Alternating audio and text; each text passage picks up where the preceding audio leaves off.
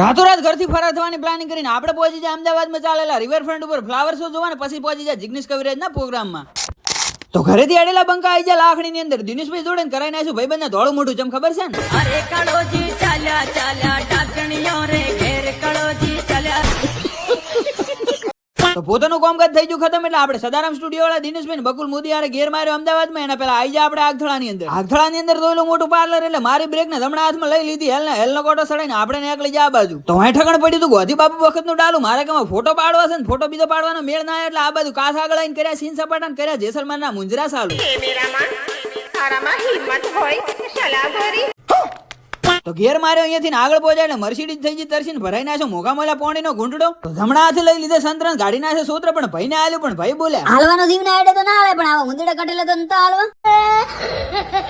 તો આ બાજુ ભાઈ કિસ્મતભાઈએ લઈ લીધું કામકાજ હાથમાં ને એટલામાં આપણી એન્ટ્રી થઈ ગઈ પાલનપુરની અંદર. તો ફરી એક નવા સ્પોન્સર મળી જાય ને વાળી દીધા ગોટા. પણ તમને તો એવું જ લાગતું છે કે અરે ખાવા હારું જ ગયા છે ઘરેથી આડ્યા તારના ખાવાની હોર બોલાવા છે પણ એવું નથી ભાઈ. આ તો સ્પોન્સર મળે એટલે ખાવું પડે ને અહીંયા ખોટું લાગી જાય. કેમ કે તમને તો ખબર છે કે આપણે કોઈની લાગણીને ઠેસ ઉપાવ કે એવું કોમ નથી કરતા.